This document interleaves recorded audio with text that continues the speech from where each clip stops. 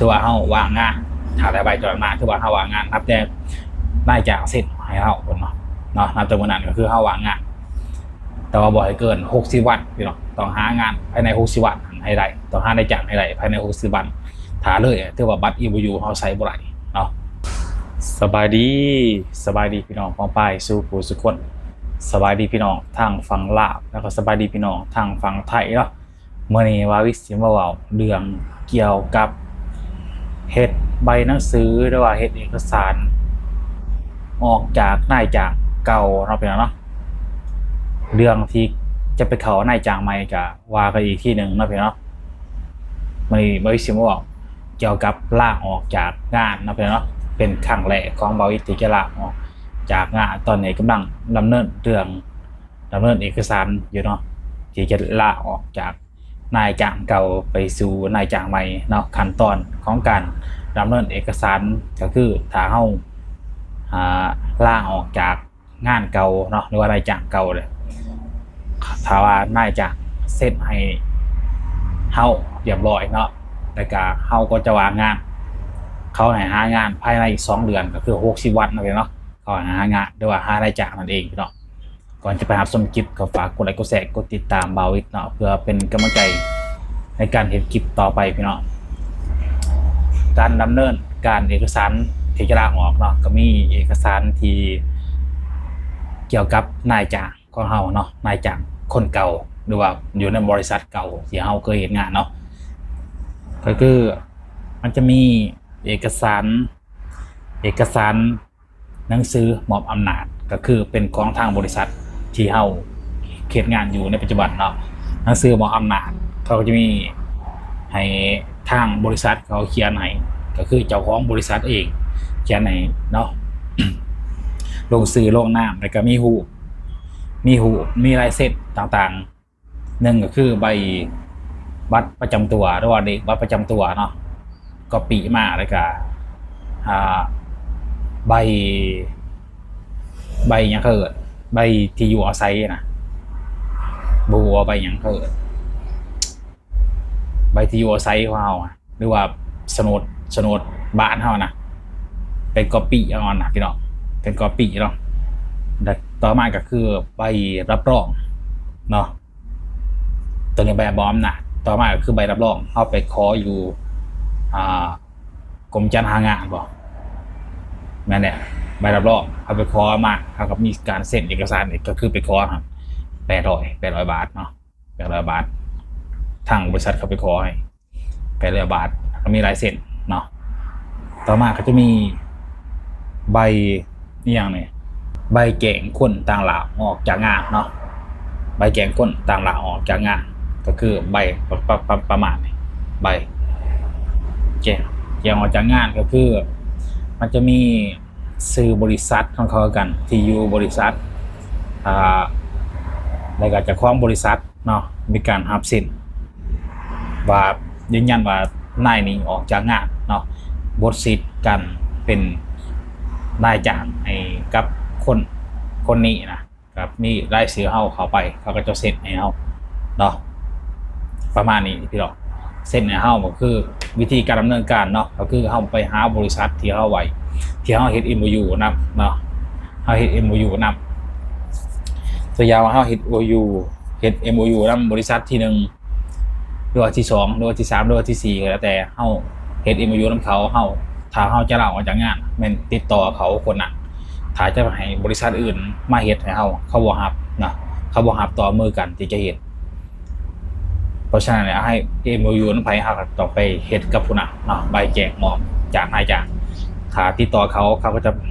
มีหนังสือเอกสารคือบริษัทหล่อไปเบิ่งเลยเนาะเขาจะส่งมาหานายจ้างของเฮาหรือว่าบริษัทที่เฮาเฮ็ดแล้วก็ให้เจ้าของบริษัทเซ็นอย่างเรียบร้อยแล้วก็เขาก็ส่งกลับคืนส่งไปหาบริษัทที่เฮาเฮ็ดและต่อมาเขาก็จะไปส่งให้ที่อย่างกรมจัดหางานเนาะกรมจัดหางานของจังหวัดนั้นตัวอย่างพี่น้องอยู่จังหวัดไรก็ส่งไปจังหวัดนั้นนะพี่น้องส่งไปจังหวัดนั้นถ้าว่าเขาอนุมัติเขาก็จะส่งใบที่ใบแจ้งออกจากนายจ้างเก่าส่งมาให้เฮาและเฮาก็จะ หมดสิทธิ์ที่จะเป็นลูกน้องเขาเนาะถือว่าเฮาว่างงานถ้าได้ใบจดมาถือว่าเฮาว่างงานนับแต่รายจ่ายเสร็จให้เฮาคนเนาะนับแต่วันนั้นก็คือเฮาว่างงานแต่ว่าบ่ให้เกิน60วันพี่น้องต้องหางานภายใน60วันให้ได้ต้องหาได้จ้างให้ได้ภายใน60วันถ้าเลยถือว่าบัตร EBU เฮาใช้บ่ได้เนาะบัตร EBU เฮาถือว่าหมดสิทธิ์เลยถ้าไปหาได้จ้างใหม่ถ้ามันเกิน60วันเฮาได้จ้างใหม่บัตรตลาดคือใช้บ่ได้นะถึงคือเขาไปอยู่นำบริษัทหันเนาะก็คือให้เขาดำเนินการเฮ็ด EBU ใหม่คือ10,000 กว่าบาทประมาณ11,000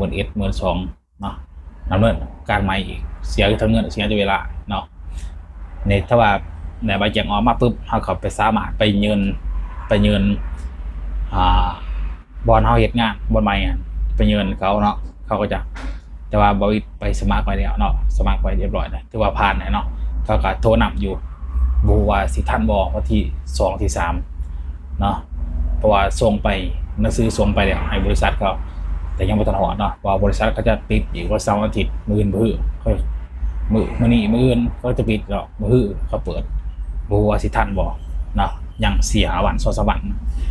วันจันทร์วันที่1เขาก็ปิดอีกแต่ว่า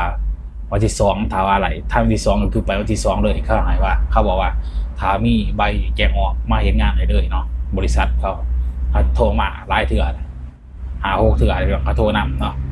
เพราะว่าเขาดำเนินเอกสารยังบ่ต่างๆนานานะดำเนินก็จะถ่ายอีกเพราะว่าเป็นเอกสารของอย่างของรัฐนะรัฐเป็นรัฐเป็นคนเห็นมาก็สะแน่นะเนาะเพราะว่าพอหยุดกลายแล้วก็เขาก็จะไปเงินแต่ถ้าจะเป็นไปเหตุงานเลยของเขาเพราะว่าเขาโทรนำสมัครผ่านให้เรียบร้อยเนาะก็คือได้ใบตำแหน่งไปเงินเขาบริษัทก็เหตุงานเลยแต่การดำเนินการที่จะเขาได้จ้างใหม่ก็คือไปเหตุใหม่อีกพี่น้องเอาซื้อที่ห้าล่าออกนี่แหละเพราะEBUมันยังใส่ไหลอยู่ก็คือเขาไปให้บริษัทใหม่นี่เขาไปแจ้งอยู่กรมจัดหางานว่าเฮาเนี่ยได้มาทำงานในบริษัทนี้เนี่ยเขาก็จะมีการหับสาบเส้นก็ใส่หนังสือของบริษัทต่างบริษัทใหม่ที่เขาจะไปเห็นใส่หนังสือของเขาเนาะสำเนาทะเบียนบ้านในการบัตรประชาชนของเขาเป็นเส้นเขาจะเป็นหน่องเขาเป็นคล้ายแห้งให้เขาหรือว่าอยู่ในบริษัทดังกล่าวเนาะก็ประมาณนี้พี่น้องบ่ว่าสิทันหรือบ่ยังเวลาบ่โดนเนาะยังเวลาน้อยเดียวถ้าบ่ทันก็ยืดเวลาออกไปอีกน้อยนึงเนาะซ้ำเอกสารเดี่ยวเมื่อไรก็ไปเมื่อนั้นเนาะก็ประมาณนี้เฮ็ดเวียกใหม่เป็นครั้งแรกของบริษัทที่จะเปลี่ยนนายจ้างเนาะเป็นครั้งแรกที่จะดำเนินเอกสารเปลี่ยนนายจ้างแจ้งออกจากนายจ้างเก่าไปหา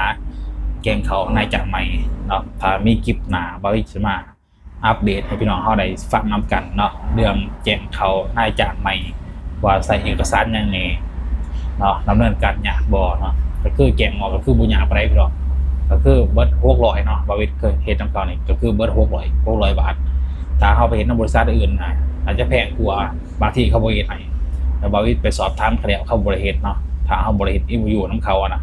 เขาจะบริษัทให้เขาจะบดำเนินการให้เนาะราคา 1,000 บาทคือกันแต่ว่าแพงกว่าจะเขาจะบดำเนินการให้ด้วย